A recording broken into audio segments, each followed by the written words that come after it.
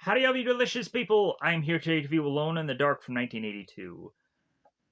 This, to me, I'm kind of doubling up and I'm just kind of throwing out extra content for today, so this is going to end up being one of them. It's not going to go through the traditional route of me going on and me taking an absurd amount of time to thoroughly go into every little beat and every little cast list thing that I go on and I normally do, because I just don't have that information on me today. I'm just not willing to just kind of end up doing that kind of process of going through every little bit of this film.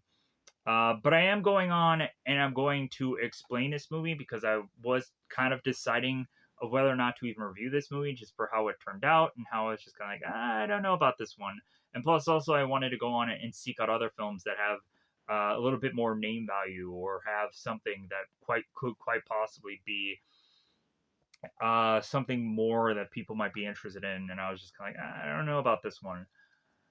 So I'll just kind of throw this out here as extra bit of content, anyways. So Alone in the Dark from 1982 is to go on and just kind of have some bizarre scenes and some kind of weird performances that are to go on and make me draw conclusions that a lot of the actors in this movie were to probably be high during the entire film, as the way that they are just acting is if they're to go on and just be high people, in all brutal honesty. So this movie to me is to go on and feel very close to the Jamie Lee Curtis Halloween film, or is to also feel very much like You're Next when we actually get to the home invasion part, because it's kind of similar. We have a whole family that is in the house, and they end up needing to face off against these psychopaths that are seemingly to be outside the house, kind of very similar in a way. Um, we would go on to have uh, me need to go on and eventually kind of briefly explain this movie, and then I'll just break it all down. I'm just going to try to do this much more quicker than I would do normally. So when I'll get to the spoiler parts, I'll go on and explain that, but I'll give you a more brief explanation of this movie and where to go on and check it out. Because if you want to go on and check it out, honestly, this movie is to be easily available on YouTube. It's a much more cleaner and crisper way to actually see this movie compared to any of the other avenues that I would go and recommend for you to go on and see this film. So if you want to check it out on YouTube, the whole movie is just easily plopped down there. Go on and check it out there, and you can be able to just watch this whole entire movie and get your own opinion upon it. But anyways, so Alone in the Dark gives us a story about a doctor known as Potter who makes his way into this mental hospital known as Haven because he's going to be the new doctor there, and he's going to go on and he's going to uh, be treating these psychopaths. These psychopaths, in their own mind, decide that the reason why this new doctor is here is because he had killed the old one. So they, in turn, want to go on and kill him. So conveniently within this story, there ends up becoming this blackout that is to give us these psychopaths this chance of escaping this mental hospital. They go on throughout the film and one way or the other kind of make their way into the Potter family lives, and then are to go on by the end of the film, give us this home invasion where, of course, we go on and we have this family that needs to defend their household as these psychopaths are slowly but surely via weaponizing means trying to make their way into this home. So this whole explanation of the movie, like this movie is to go on and in some ways probably seem to be interesting, but also there are a number of things about it that are to go on and just kind of be like, okay, like if you just have X number of minutes of your time, check out this film.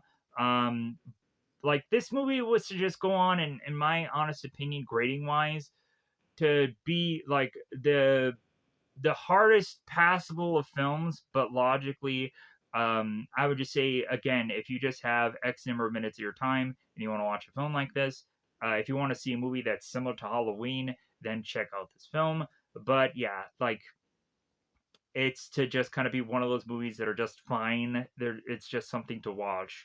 But anyways, and then also if you want a bit of skin, or an intimacy, a moment of some certain kind, we have a babysitter that goes on and is to be thrusting off all of her clothes, getting to the bedroom, meeting with a guy named Billy, and that intimacy ends up getting interrupted by a sound coming from the closet. And so, yeah, so there is a bit of skin in this film, but not much. Uh, but there is also that for those of you that are kind of looking for a movie specifically tailored to that. Now let's go on and let's actually get into the much more spoiler parts of this movie. So I'm kind of gonna, in some ways, kind of re-explain this movie, but in a much more kind of condensed manner. So the very beginning of this movie has one of the uh, mentally ill patients known as Byron making his way into a restaurant known as Mom's. This is all going to be all spoilers here, so again, if you don't want to hear what entails within this film, then more than likely go on and check this out on YouTube. You could probably go on and check it out on Zelifonic, Zelivonic. This is an app. Or Moopzy, Moopzzi, but it's not going to be as crisp of a version of the one that's on YouTube. But maybe if this movie is no longer on YouTube, then check out those other apps. If you have a Google Play Store through a mobile device, you would go on and be able to check those apps out and be able to watch a lot of movies for absolutely free. So going back into this film. So Byron goes on and makes his way to a restaurant known as Mom's and makes his way to finding a woman uh,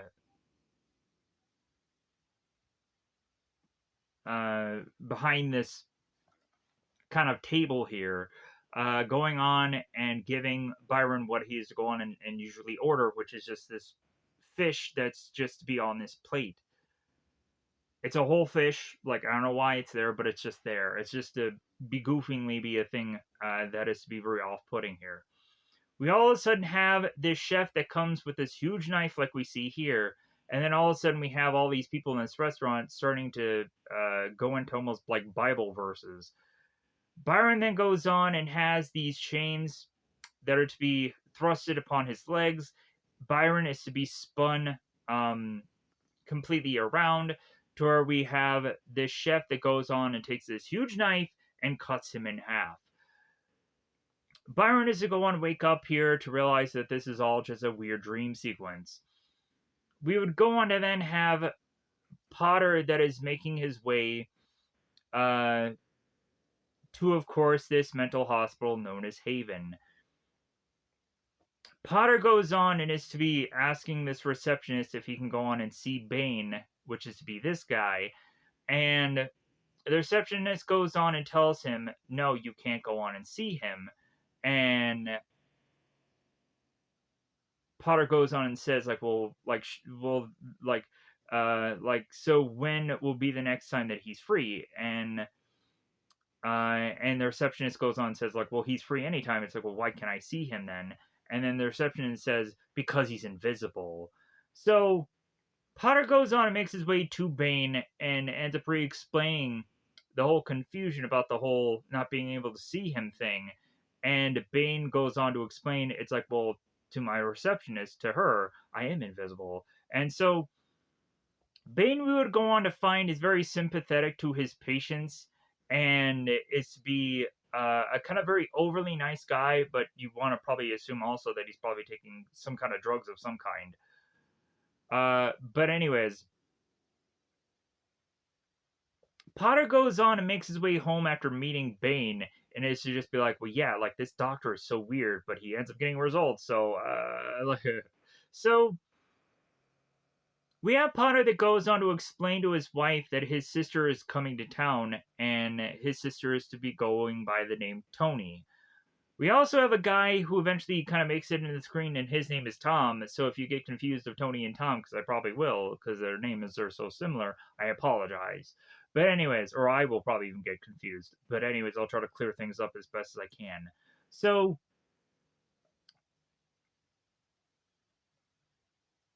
we would go on to then have like Potter and his wife going on and talking about Tony, about how she is kind of a little bit uh, unusual, but if anything, like, hey, she's still family and she's coming for a week, so yeah, so they're just gonna go on and kind of like have her just have a fun time here. So once Tony goes on and makes her way to the home, she wants to go on and go to this club, or she's going to go on and see this band called the Sick Fucks. So Tony goes on, makes her way to this club, and here is where this blackout happens. So Potter had gone on to speak with a security guard known as Tony, or known as Tony, known as Curtis. My bad. Potter talks with Curtis and goes on to explain that the only thing preventing the psychopaths from getting to them is just this electrified door. Once we get to this blackout, the electrified door does not work, because of course it doesn't, and the psychopaths make their way to Curtis and they kill him. They go on, and we have Ronald with Byron, who's going to lift Curtis up in the air and drop him onto his knee, killing him. I don't know exactly how that really does work, because if anything, that kind of movement, like I guess you would have to like assume it would just kind of be a breaking of all the ribs, or I don't know. I don't know how exactly that kills a person. If anything, that would be much more of like a breaking of back scenario or something that I don't think immediately kills anybody. But regardless, it does happen in this film. So the psychopaths all escape, and they conveniently find some rando guy who is just kind of waiting outside the mental hospital, and he's like, "Oh, yeah," like, and then he sees a group of psychopaths all making their way out of the mental hospital. He goes back into his car. They break into the guy's car window. They drag him out, and then they just all pack into the car. We would go on to have the psychopaths all find this strip mall, and they all are to find their way to commingle with all these looters, and they go on and find all their weapons. They find crossbows, knives, bats, any assortment of items. We also have the Bleeder, who is to grab this hockey mask to hide his identity, because we definitely want to be sure that people aren't going to actually see who the Bleeder actually is. But anyways, so we also had Hawk was to go on and continue to just put his hands in the window, and when we knew that the electricity wasn't working was because of Hawk putting his hands through the window, because he tried that once before, and there was like a thing that slotted down in front of the window for him not to being able to escape. You'd think there would just be like a cage or a thing over the window so people wouldn't escape anyways, but I guess that's just me. Um, but if anything, I think Bane would never allow that to actually happen, because he's going to treat his patients more like human beings instead of prisoners. So that's his fault. So, and he also calls them Voyagers, whatever. Anyways, so I guess that's probably to be the phrase to not say that these patients are to be patients, that they're to be Voyagers, so that way it kind of gives them a different title. So we push on here. So back with Potter and his family. Potter and the family, who is to consist of Tony and his wife, are at this club, and Potter is to complain the whole time about the music. And eventually, once the power is to go out, Potter is like, "Oh, thank God." So they find out that there is a blackout going on. They all make their way back to the car, and they drive back home. So the following day, we of course have Potter consistently going back his way to the mental hospital. Potter, before the patients were to go on and the psychopaths were to go on and escape, Potter had gone on and tried to talk to Hawk about the prior doctor, and Hawk had gone on to mention how everybody is going on and having these trips. We would go on to have Potter that also spoke to Byron, as he used to want these matches, and then Potter doesn't go on and give him matches, but Bane does. Byron goes on and is to light a blazer on fire and to be flinging it in the air. And Bane goes on and tells Byron to stop what he's doing, or he's going to chop him in half.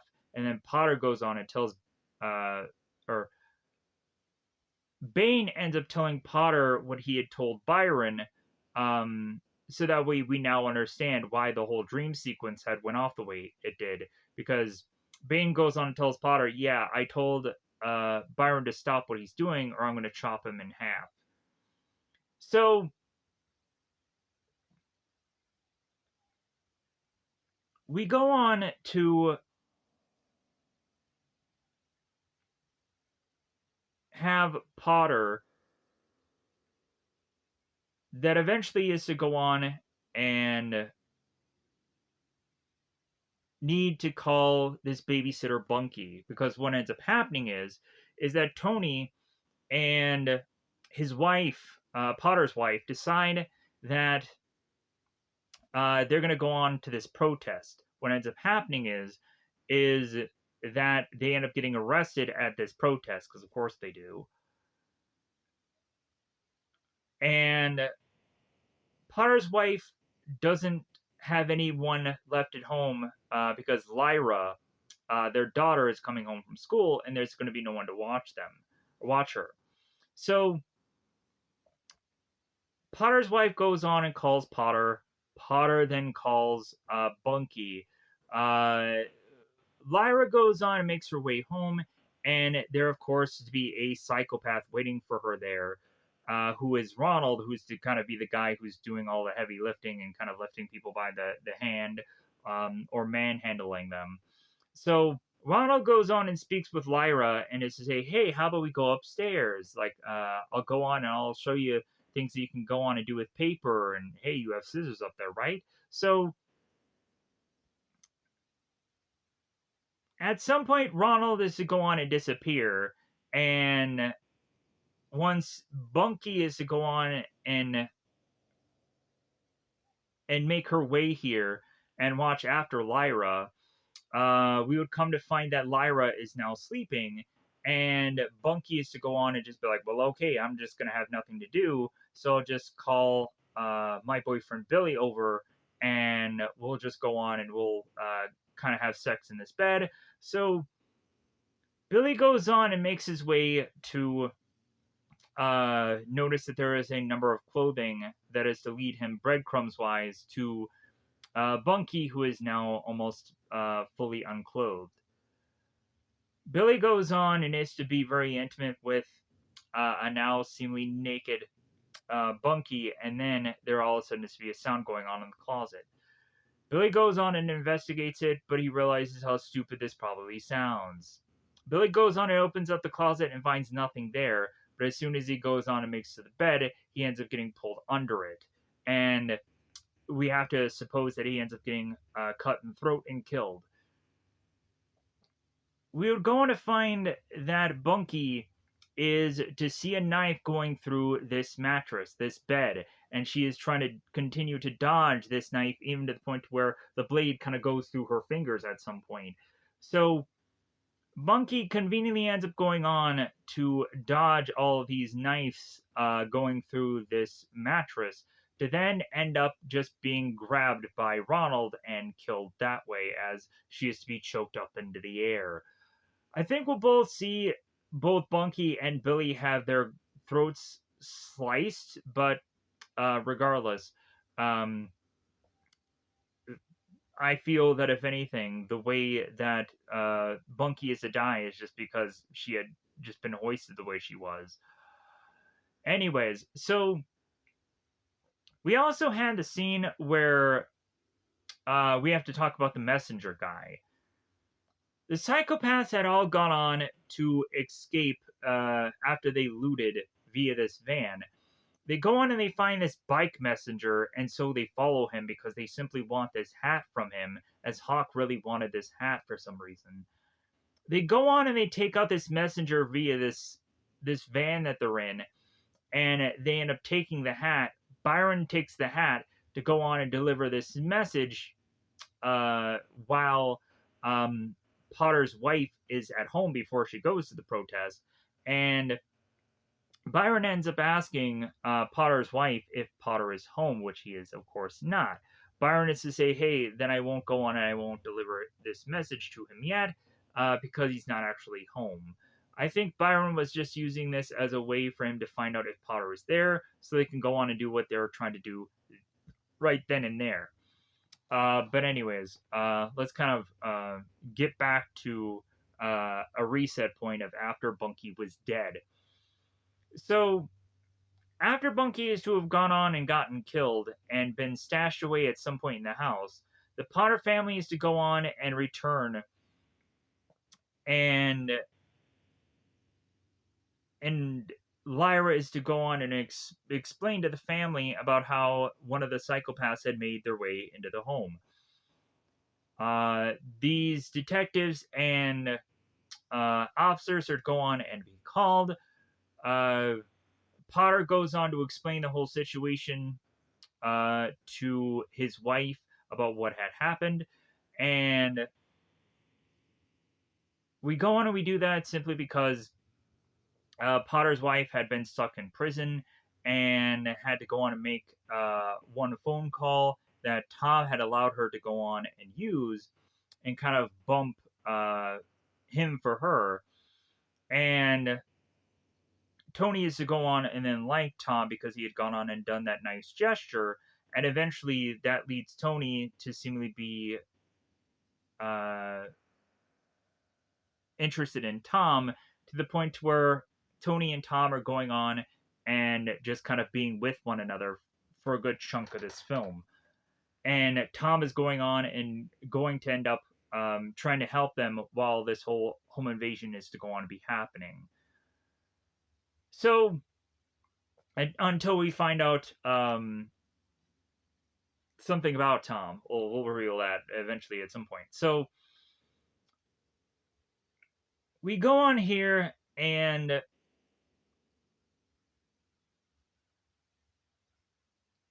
we have Potter that invites this detective to just sit with dinner with them.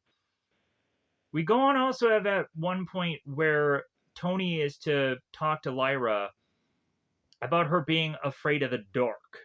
And Lyra goes on to be talking with Tony, and Tony is to be saying this whole explanation about having her being so afraid of the dark and so on and so forth.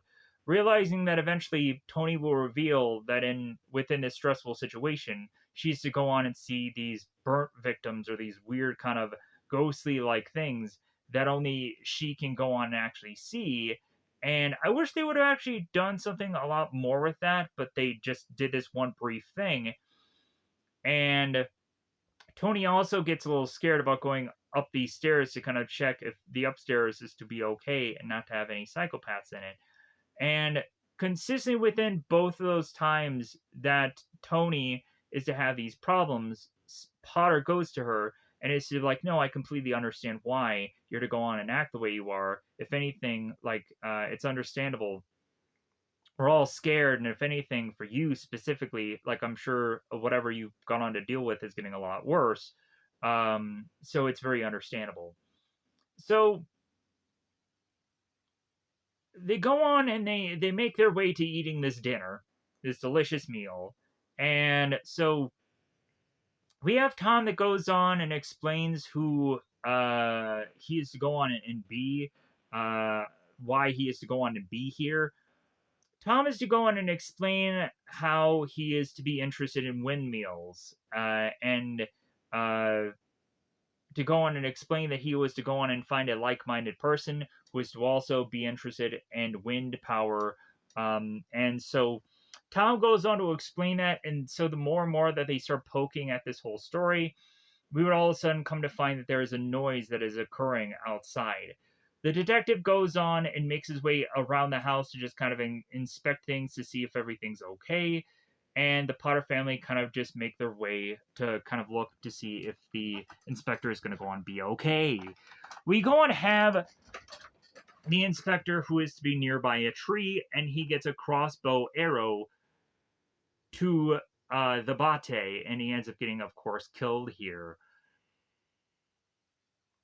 The Potter family ends up, of course, freaking out, and so as arrows start to make their way through windows, we would go on to have Potter, who is to um, try and put as much furniture in front of these doors, hoping that the weaponry will not go on and puncture through this furniture, and hope that they can go on and try to make it so all these windows are to go on to be protected here. So we now have this home invasion going on, and so like we have Potter that goes on and is to realize that these psychopaths, the only reason why they're really to try and go um, through all of this process of doing this home invasion, Potter realizes is because he remembers that um, because the old doctor uh, Potter is going to go on and draw the conclusion. It's like, well, hey, like they must have thought that I killed the old doctor. That's why they're going on and coming after me. So Potter goes on and opens out a window and tries to explain to Hawk, who he thinks is the leader of this whole gang, what had actually happened. That this doctor had just transferred to this other mental hospital. And if anything, if all Hawk would just go on and do is just call this other mental hospital, and everything will go on and be squared away here. And the psychopaths will have no reason to kill Potter here. Hawk completely goes on and ignores what Potter is saying here, and Potter is to even realize that himself. And so now Potter is going on and realizing that there's no way for him to be able to go on and call the outside because their phone doesn't work. And also, they're trying to think of how much time before the power really comes back on before they could really have a real fighting chance here. So Bane goes on and is to try and call Potter's home with no answer, to the point where while Bane is going on and talking to his assistant, it seems that Bane is maybe having thoughts that maybe Potter hates him in some way. So Bane is to try to square everything away by making his way to Potter's home to try and talk to him. And as Bane makes his way out to see the Potter family, he would then come to find that the psychopaths are to be waiting outside. And so Bane is to hear from the Potter family, and it's like, hey, like, don't be out there, like, you're gonna die. And so Bane is like, oh, the psychopaths are here. Like, maybe I can go on and maybe talk to them. This is a good moment here. So we would go on to have Bane that inevitably ends up going on and talking to Byron here. So Bane is to go on and talk to Byron and kind of just talk things out. But Byron ends up slicing uh, Bane in the face, to where now leading to, I guess, there being no real rational conversation they could be having between the two of them. So Bane tries to make his way back to his car to try to get into there and leave. And Byron is to be ever so close to Bane at his car, having us realize that Bane is going to get killed here, and he does. And so Potter, at one point in this home invasion, is going to have to realize that he needs to make his way out to one of the cars to hope to escape. Potter tries to make his way to his own car to find out that there's no way that the car will be able to go anywhere. So he goes on to find that Bane's car is still operational. So Potter is to go on and draw the conclusion that he is to go on and possibly need uh, Bane's car so that way they can leave. But if anything, they don't actually go through that, and Potter just makes his way back into the home. What ends up happening is Byron goes through the Potter basement and is to start to light it ablaze.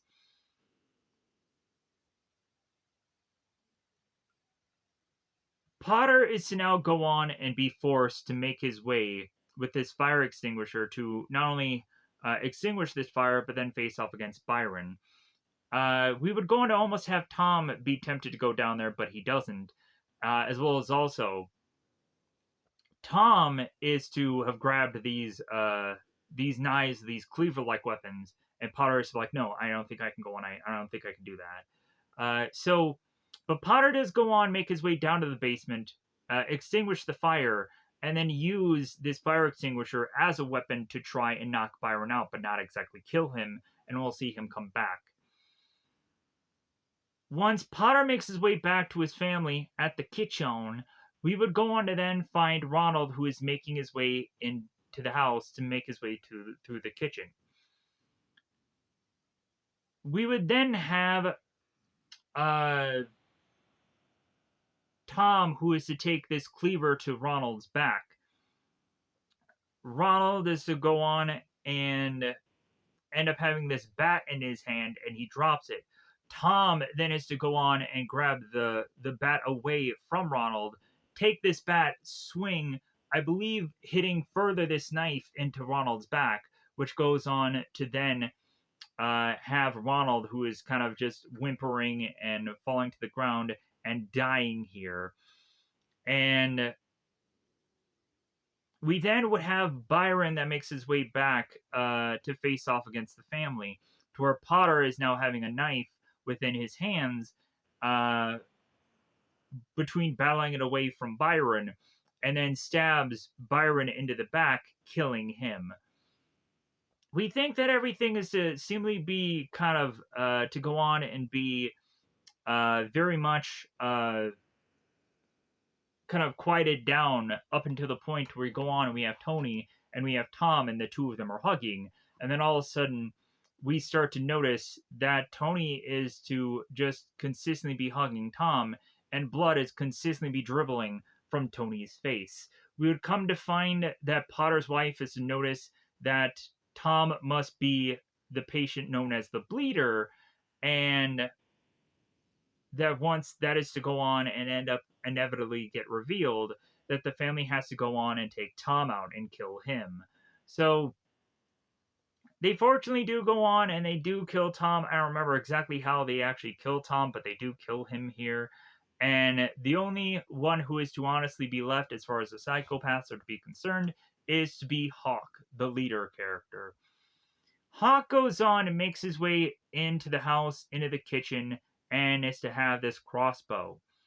Potter goes on and tells Hawk, hey, if you're going to go on and kill anybody, just kill me. Don't kill my family, please.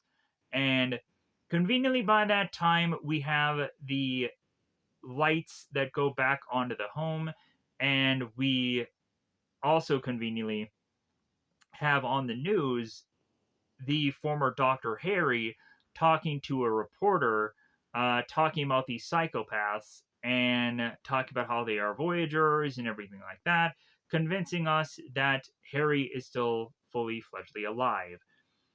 Hawk goes on onto a rampage and takes his crossbow and thrusts it into the TV screen, and then is to convince himself to not kill this family and walk away. Hawk goes on and makes his way to the nightclub, and he is to be thrusting a gun into somebody's chest, which is, of course, some woman that is going on and spouting nonsense.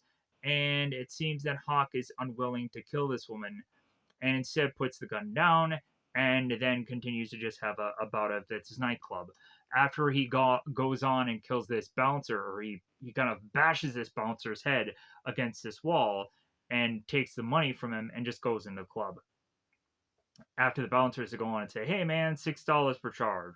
So that's all that kind of happens within this film. I hugely condensed it. There was a lot of stuff that I didn't want to bring up, much of the mental hospital stuff, where we would go on and have kind of Bane and his assistants going on and doing kind of like a head check of who all is to go on and to have been gone missing, and they would find out that all of the psychopaths are all go missing. That's kind of a very brief scene that I didn't really want to go on and take the effort to really fully explain, but I did anyways. So with that said, really I think I went on and I kind of, in the best way I could recount most of this movie, but logically, I don't remember how exactly Tom died. I don't really think it matters. But either way, I think it's about that time to say that it's about that time to just push into calling this a review. So thank you for going on and watching this thing. If anything, thank you for going on and accepting probably a review like this, because I know I end up doing this much more in detail and a lot longer and so on and so forth. But with that said, I'm going to get out of here and go on and review another movie, which I believe is going to be Society, or The Society, which I'm sure will go on to be a movie that I will probably go on and be like, okay, this movie is just very visually weird. But I just wanted to finally check it out because, of course, it ends up being one of those body horror films that I've kind of been wanting to see for a very long time because I would talk about it so often in so many reviews, but I've never actually gone on and seen it. So it's about that time for me to finally go on and check that movie out. Plus, also, it's a body horror film. It's been a very long time since I've gone on and actually seen one of those. So with that said, I think I may go on and kind of briefly pause this so I can figure out how Tom died. So let me pause here and let me try to do that. All right.